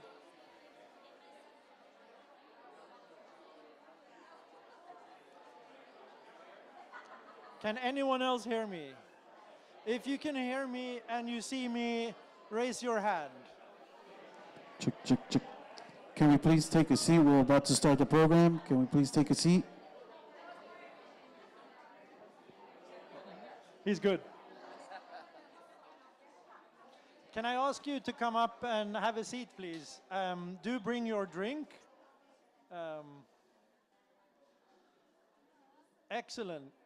We're going to have two short things here with your drinks, and then we're going to go downstairs and have a few more drinks and some canapes. So don't despair. There's more of that. Thank you. If you want to remain standing, that's totally fine. If you want to come up and sit down a bit later on, that's also fine. This is a bit more of a relaxed part of the day. As I've mentioned a few times today, but I'm not sure in which room you have been, or I have been either for that matter. I've just been in rooms. GRP was set up and started operations about 10 years ago, in September actually. So to celebrate that, we want to have some drinks, of course, but also talk a bit about what resilience is to us and what we think is important. So we have some guests that we will be interviewing, me and Sibel. But before that, we're going to launch something. And I'm not really sure if I'm allowed to say what it's called, so I'm not gonna. I'm gonna leave that to Sibel. But it's something that is forward-looking and that addresses a lot of the things that we've talked about today. What is it that you need to be aware of? What is it that you need to know in order to build good resilience, be a functioning entity in the reality we live in today? So they will talk more about that. So with that, if I could maybe just introduce Sibel to take it from here, and then I will rejoin Sibel in a little bit once that is done, and also two guests here on stage. Thank you, Sibel. Thank you, Jesper. I'm aware that everyone is tired. It has been a really long day. But it's a fun initiative, so we really want to share it with you. So my name is Sibel Queiroz. I'm the Knowledge Director of the Global Resilience Partnership. I'm also a researcher and a team leader at the Stockholm Resilience Center. And it's my great pleasure to announce that we're launching today a science policy initiative that is called The Key Must-Knows in Resilience Science that are relevant for policymakers, and that we hope, and it's our ambition, that help us to set the ground for a road to action on the way to COP30. And this is a joint initiative. It's going to be coordinated by Stockholm Resilience Center, the Global Resilience Partnership, and Future Earth. And we're really thrilled for this collaboration. We think that we're joining like our unique forces together. So very quickly, why are we doing this and why do we need the key must-knows on resilience science? Because we're living in a different era. We call it the Anthropocene. So we humans have been such a driving force that has been impacting the planet that we can say that today, and in the Anthropocene, our planet really has shifted from a relatively stable state to a state of a lot of instability. We're seeing this with all these interconnected crises that we have been talking, the whole day, the climate crisis, conflict, COVID. This is not happening out of a vacuum. So it is happening because we're facing this new risk landscape. And turbulence is the new normal. And this is not just something that we say, it's something that we actually need to change our way of thinking and acting in order to face this new risk landscape. So resilience, as I think that we all in this room are in agreement, can really provide us with the capacities, they are multiple, with the capacities to cope, to mitigate, to adapt, and when it's needed, to transform, to face these changes in order to continue to develop. And I think that we're very keen in sort of just highlighting that our vision on resilience, it's a forward-looking vision. It's not resilience as just bouncing back to something that was before. That's not enough today. So we need to look forward, okay? It's the capacities that will allow us to adapt, to transform to the new circumstances. So there has been a recognition of this. There has been broad calls for resilience. Resilience has become almost like a buzzword word in the sort of policy space, for instance. There has been major commitments by several actors. But in most cases, what we see is that resilience is still quite vaguely defined, or it's used exactly as just like bouncing back or just recovery, or a very general attribute. But knowledge exists. I mean, there is an extensive, sort of very solid field, a scientific field around resilience science. But it's just not synthesized or accessible in ways that are actually relevant and useful to be implemented by policy and practice. So despite we keep saying that we don't want to work in silos, actually science, policy, and practice still very much work in silos. And I think we can all relate to that, despite probably we are all trying to break that.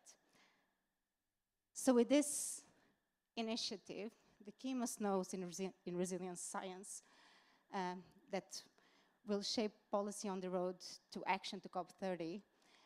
It's really a science policy initiative that will have like two parallel components. They are intertwined. So the first one is like a broad horizon scanning of the existing resilience science to identify what are the key things that we need to know about resilience that we think that are useful for policymakers. We'll do this by reaching out, building also on the experience of Future Earth with the 10 insights in climate science, that they have a fantastic process in place. We'll be reaching out to like hundreds of resilience scholars to ask them for input, okay? So that's kind of the first phase. And then in parallel, we will start a set of high-level science policy dialogues. We are expecting and planning our ambition for like 3 of these during 2025 in order to make this a process. So we will take, the unique thing with this is that we will really take the insights from the broad science consultation in a first phase, and then those will be sort of the scientific basis for those dialogues. And then in those dialogues, we want to refine them. We want to unpack them. We want to ask the policymakers, this is a large list. What are the ones that are relevant for you? Or like, how can we translate this in ways that are useful for the work that you're actually doing? So we hope with this that we can have a more sort of like intertwined and two-way process. So the outcomes of this process will be first a science policy report that will be the result of that interaction. So the broad scientific scanning and the policy dialogues that we plan to launch at COP30. And then through the science policy dialogues, we also want to set a road of priorities and urgent actions that will be implemented on the way to Brazil, but also, after that, on what are the urgent actions that we need to do in the resilience adaptation space. There might be other outcomes, but these are the things that right now, that's our primary ambition. And just to highlight that there is a group of people already that are going to be very tightly engaging with this initiative from the 3 institutions. This is a bit our core team so far, but we will be reaching out for support from the scientific community, from the policy community, again, engaging hopefully like hundreds of experts around this process. And so, you know, if you want to know more, or if you would be interested in, by any way, like supporting this initiative, please just come and contact us. And now we're just gonna get some words from the directors of the 3 institutions. Jesper, you introduced us already. We were just going to watch a video from Lina Gordon, who is the director of the Stockholm Resilience Center, that could not be in presence, but she will just shortly say a few words and then give the word to Wendy, director of Future Earth Sweden. Thank you. Warm congratulations to Global Resilience Partnership on your 10th anniversary. My name is Line Gordon, and I'm the director of Stockholm Resilience Center at Stockholm University and a proud host of GRP.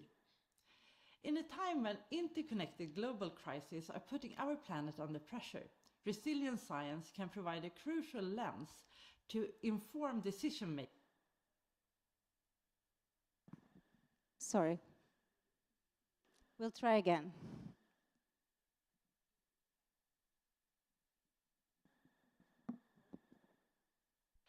Warm congratulations to Global Resilience Partnership on your 10th anniversary.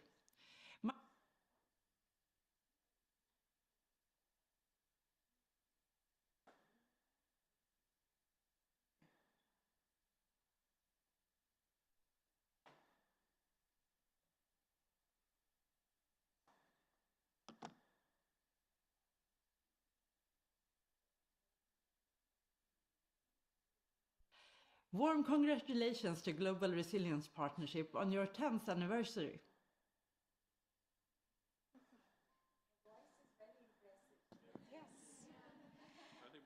I think if it doesn't work, we can just have the voice. Yes, the important thing are the words.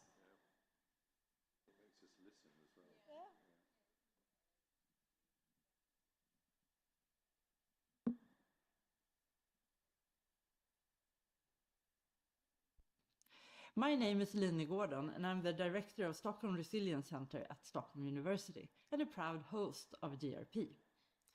In a time when interconnected global crises are putting our planet under pressure, resilient science can provide a crucial lens to inform decision-making on how to navigate these turbulent times. Resilience is the capacity to persist, adapt, and transform in the face of change in ways that continue to support human well-being. We are now bringing together hundreds of resilience researchers from across the globe to share our knowledge in a pioneer synthesis effort. True to resilience principles of diversity and broad participation, we will also engage with policymakers in the process to ensure that we make science more relevant and accessible. We at the SRC are very excited with this ambitious collaborative effort, together with the Global Resilience Partnership and Future Earth, and we look forward to the road ahead.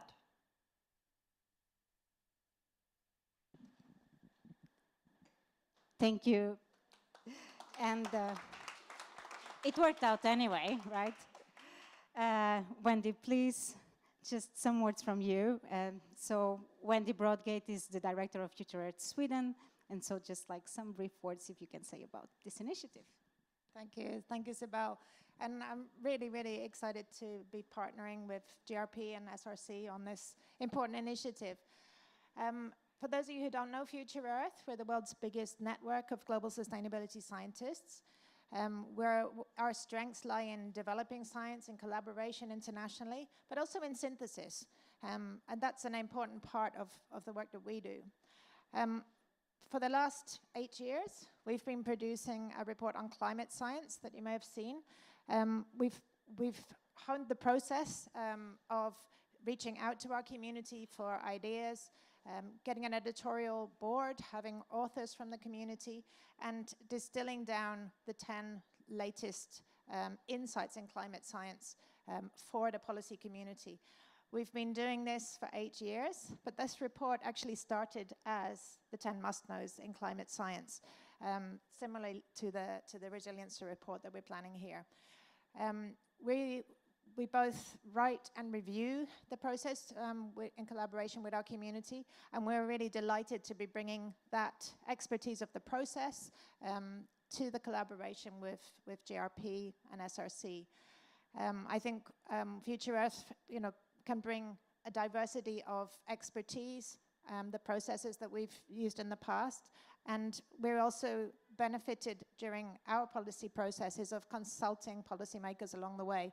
And I think this road to Brazil is a really great process to be hearing the needs of policymakers and actually filling that with a very distilled down report. So really, really excited to be collaborating on this one, and thanks all. Thank you so much, Wendy.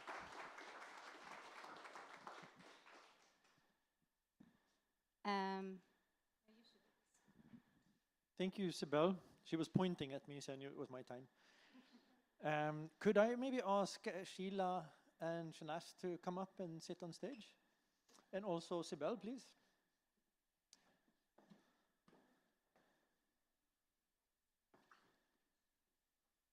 Thank you.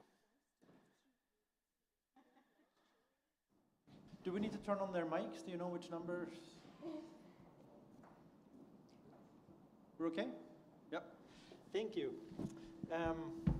We want to have a bit of a discussion with two people that I personally admire very much for their work, their ongoing commitment, their infallible just energy that goes into the work. It truly is incredible, and you should know that I'm not the only one thinking this. We want to ask you a couple of questions about resilience and the future. So we will tag team here on those questions.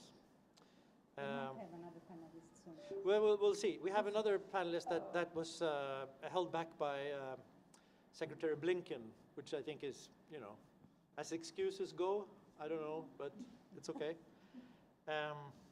But we'll start, and then we'll see where we end up. If I can start with you, Shanaz, on lessons learned from successes and failures from the past year's experience and the importance of having capacity to be reflexive and to build on that learning. What is the journey we have already made in resilience and adaptation, if you think about it from that perspective, and where do we need to go? Thank you, Jesper, and thank you also for the, it feels like a very flattering introduction. So, yes, thank you. I mean, you're asking about the last year in particular, but I think it goes back a lot further, and especially for the sort of work that we're currently doing, which started off working with policy and decision makers at a national government level about 10 years ago, where the thinking was if policies were in place, climate action would follow. One of our big learnings from that was that that logic actually didn't automatically apply. We then started working more with communities on, like your grassroots organizations, to get an understanding of what information, or more than information, what's the knowledge that they needed to implement so that they could start implementing climate actions in a more proactive way. Because the reality is that your communities are responding, and Sheila can tell you quite a bit about that. They're responding with whatever resources they have. So in the absence of any external donor funding, if there is an emergency, the communities respond, and often it's the women and the youth. And we saw this during the COVID crisis. So what we've realized, the learning for us was that you need a partnership approach. So partnerships both horizontally and vertically, and that often you need to start looking outside of your regular echo chambers and looking at more radical partnerships. So who are the people that you're not partnering with? And who are the people that we're not speaking to? Because we often all agree with each other. Yes, climate is an issue. I was at a convening about 2 weeks ago with monitoring and evaluation specialists, and it was quite an eye-opener for me, because most of them have got no idea how to monitor and evaluate climate projects, because it's never been on their radar.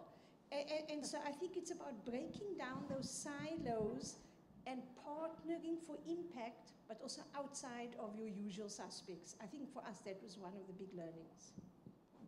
Thank you. Sibyl? Yes, so Sheila, I would turn to you maybe because, and thinking a little bit about what's already happening, right? So we tend to, I think we all tend to focus so much on the challenges, and for a good reason, because the challenges are huge. But at the same time, there are already so many positive examples actually happening on the ground today, right, of solutions. So I wanted just to ask you if you could speak a little bit from your experience of what you're seeing in this space. So both, I know that you are a part of those solutions as well, and all the work that you are doing, but also like more broadly on what you're seeing in the resilience space, like what are the promising seeds of the future? So my entrance into the resilience space is very recent in terms of climate. I know a lot about the power and the amazing capacities that women in informal settlements have, and the quality of persistent resilience to survive, which has not yet been understood by the development world. And I think the same goes for people who are working in the climate space. So you have this sea of informality in urban areas and this huge number of landless agricultural labor, which I know in India, who are surviving despite any investment from their governments, from the science community, from the development community, and are treated like basket cases. But they survive, and their insights and their strategies and their way of dealing with challenges have an amazing potential of being able to give all of us humility as well as incentives to use those possibilities in our lives. And I think that that optimism I never had before I started working. I also used to feel, oh, these poor people, what?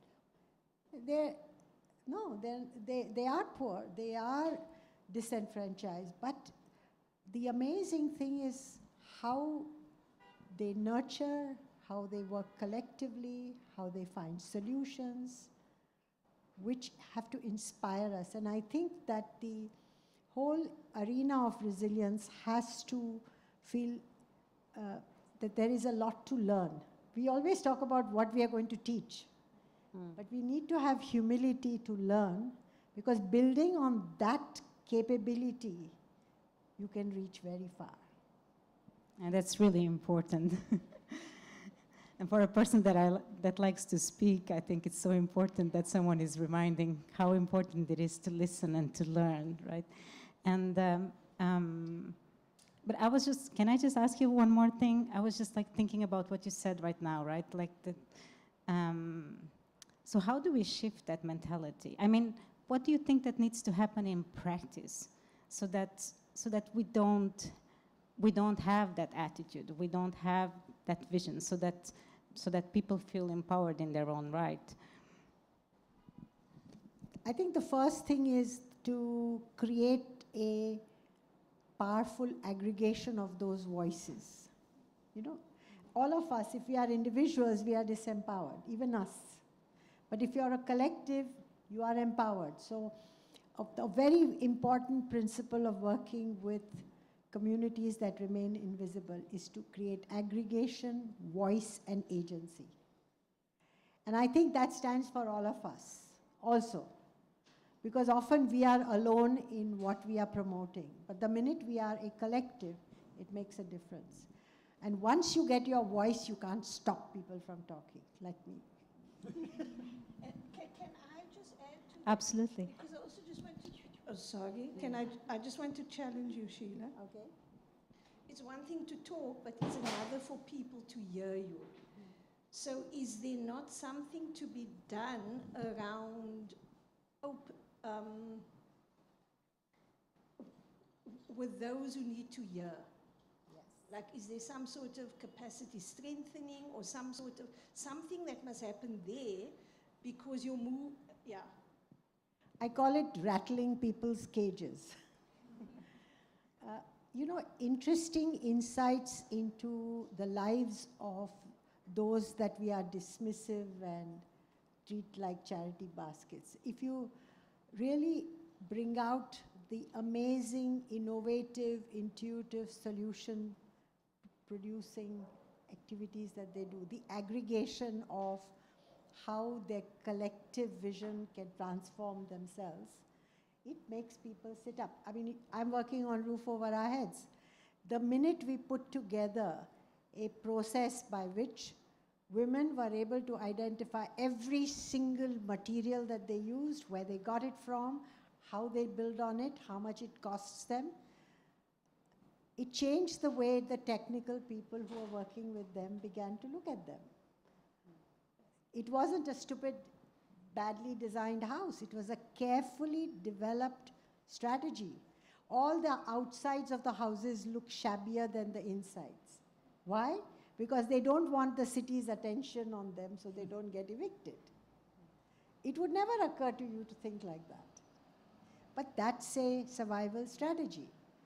And if you talk to all the people here who are working with different groups of urban and rural communities, you'll find that we are deeply inspired with their common sense, with their insights, with their wisdom. And then our role is to build around that and to showcase it. Thank you so much, both of you. I think that's really important also, like how do we bring in different sources of knowledge, right? And I think that working at the interface is really probably the solution, because I think there's a lot of gain in this circular sort of knowledge interchange, right, among sort of different groups and actors. Jesper. Thank you. I have two questions, but I'm going to start with one and see what you respond, and then we'll see if your response destroys my second question, which I'm a bit afraid of. But how can we envision the futures that we want? I mean, given what you say here, the agency that can come, the knowing what's actually going on the ground, how can we do that? And if you can give practical examples, that would be fantastic. So as you're saying that, I was just thinking, I think... Nobody can hear you. Oh, yeah. It's about looking for pockets of the future in the present. Yeah. And then amplifying those. And I think if we keep doing that, looking for these pockets of the future in the present and building on that, you start creating this future that you're envisioning. Sheila? I have found an amazing sense of freedom when you have the courage to link people who otherwise don't talk to each other, or don't know about each other, or don't understand each other. And those relationships, those incidences of amazing insights produce a way by which that representation goes beyond the access of that group. And a very recent example, is the fact, today we talked a lot about informality. It all began when Razan met Christine, one of our community leaders who's a champion of RU, in the neighborhood when she was in Kenya.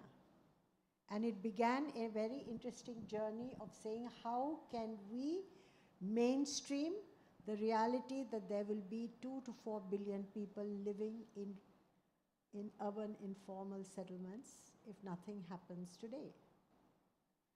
And it has taken us 2 years to bring it even to this level. If you take the SDGs, you take the MDGs, there were very modest claims of what was to be done. But we can't stay in those things. We have to move way ahead. So looking at who can champion this kind of process and expanding the awareness and the repertoire of what is possible. And having the guts to do crazy things. I think that's important. If you stay on the conventional, road, these kind of things can't be done. You've both mentioned mixing the unusual groups, breaking down the silos and so on. And given really clear examples of if that can happen, new insights can be found and new initiatives can be developed and so on. If you take that one step further, what more would you need to break down in terms of silos and so on? I mean, the resources needed and so on. Well, first of all, you need lots of stamina. Because change doesn't happen without energy, without commitment, without an ability to do something in the long run. These are not problems that are going to be solved. I mean, I wouldn't have had the courage to do what I do today if I hadn't tried and failed for the last 40 years to do lots of things which I tried to do systematically. You do a little bit, then you grow. No. What setting up STI taught me is that it's possible for slum dwellers in 20 to 30 countries to do similar things and transform other people's images of them. And that was the step that gave me the courage to think that I could work in 4 continents and do all these things without having any money to start with. Because that's the thing I've learned with communities. If you are doing damn good work, the money will come.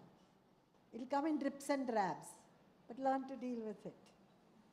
Don't be one big shot who wants everything from before. That's what the women taught us. As it comes, you use it well, people will respect you for that. Shanaz? It's also linking to what Sheila has just said, but it's around being catalytic. So often you don't need, so in a system you don't need to do everything, but being able to recognize where those entry points are, where whatever funding or whatever action you're going to take will be catalytic and unlock other things. I think there's also, particularly for us in the Global South, is a low ego approach. Because because the challenge we're dealing with is so big, it needs everybody involved. And it's about also coming from a space where there is enough resources to do all the work, but it's about how we get it there, and it's not about competition, but collaboration, and actually in a radical way. So, yeah. So just to follow up, because I just got a bit interested in what you picked up, right? And I mean, we'll be closing the session soon, but I think this is so interesting because we're all talking about this transformative change, transformative resilience, sort of, and we're talking about building resilience, right? But actually, a bit as you were pointing out to that, Jesper, actually, resilience is as much about breaking as it is about building. And because we need to break down things in order to build the things that we want. And one thing I just wanted to hear your thoughts about, because this is also something that from the research side, we're really seeing this, right? It's that, so when you are in a process of wanting to change things in the society, you get a huge pushback. especially when things starts to actually take speed and take scale. And part of the reason for that is that when what we are phasing out reacts, of course, right? I mean, if we want to change things in the society, there will be losers. There will be people that will be losing their livelihoods, or that will be, they have been investing in a particular way of doing things during many years, and now suddenly this is not the solution, it needs to be that, and you need to shift. And so I think that we're often not completely honest about this, like that this has a high cost. So I just wanted to hear a little bit your thoughts about it, like if you see that, and how do you think that we take care of that and help sort of like people phasing out with dignity?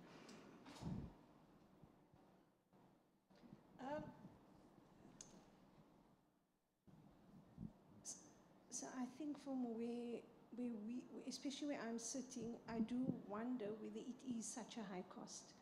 And like almost the flip side of that is, what's the cost of not building the resilience? That's a good point. Yeah, rather. And then also, I feel it's not about breaking systems, but dismantling them systemically. Because breaking something, even what you're trying to build, will collapse. So it's about understanding your whole system and understanding at which points you can start dismantling and then rebuilding. It's spoken as an engineer. Thank you, Shanad. I think that was a really important point. For me, you're not only dealing with external resistance, you're also dealing with the internal resistance that everybody has, because your persona, your personality is not only based on what you want to do, but where other people put you. And for a lot of communities, and especially for women, they are dealing with the burden of how other people's imageries of them oppress them. So a very important part of the work that I do is to examine the power of collective transformation. Because individually you are weak, collectively you're strong. And if collectives get aggregated, you're stronger. And the other thing, like Shana says, is that you have to replace something that you dismantle, because otherwise it'll recreate itself. So what are the alternatives? What is the basis on which you produce something that is very sustainable and that isn't in opposition all the time of what other people are doing? If you can do a win-win, it's even better. So a lot of it comes out of collective reflections. And I know a whole lot of my fellow activists who are deeply inspired by what women's collectives bring forward in this proactive way. And we always underestimate it because it's hidden within a sense of oppression. So their transformation produces the basis for all the things that we can do. Excellent. You need to break down things and be aware of roles, but also the roles that you have. Yeah. How can we help others that are blocking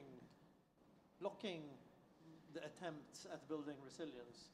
How can we help them break down those roles, or help them find new roles? I'm thinking about whoever has the money, for example, for the things that we need to do, or who has the resources in other ways? I think that's happening globally and locally. All the people who have, I mean, if you take most of the elite in our countries, they don't want to change their lifestyle. This is not only the fight between the North and the South. We have a lot of North and the South in the form of our elites. They don't want to change. They don't want to explore alternatives. And they're very dismissive when you talk about, what is its impact on our world, on our future. It's all dismissed. So the question is, you start with what you can do, and then the aggregation of what you do comes to a level. Then it's very difficult for them to sustain that attitude. And young people of all classes have to play a very important role in this. I see more young people changing their parents' perspectives than all the other externalities. When they make choices which are sustainable, when they demand that a certain kind of thing is done. And so we're not investing enough in all classes of youth in our society. Thank you. Thank you, Sheila. Shanaz, anything final on that point? No, just to, I agree with Sheila. That was very easy. Yeah, no. And I just wanted to add something, and it was brought up by an indigenous youth earlier today at a session I was at, and what they were saying is that actually when you are building resilience at a grassroots level, you're not thinking about intersectionality, you're just doing what needs to be done. So there's also all this narrative around the different the different, like, oh, does it fit in here? Does it fit in there? And I think those are the sorts of things that are the blockages rather than active, like, blockages. Yeah. Lovely. Thank you so much.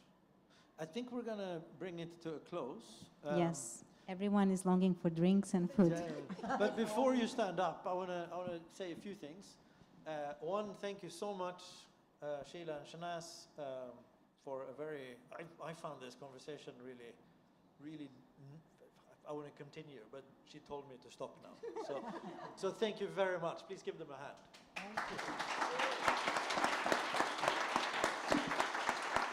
Thank you. And then I want to thank Sibel for, at very short notice, joining me, because I feel that I've been talking too much, so I should talk less. So Sibel came on stage, so thank you very much, Sibel.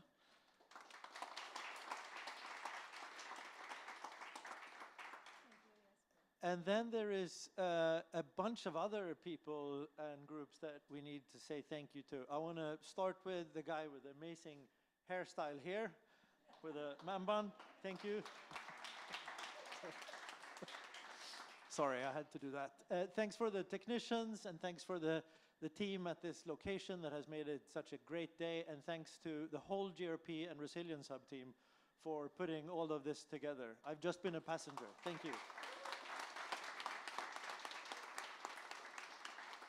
And then I believe we have drinks and canapes downstairs. So, and thanks to you guys. I mean, yeah, sorry. Biggest group, thank you.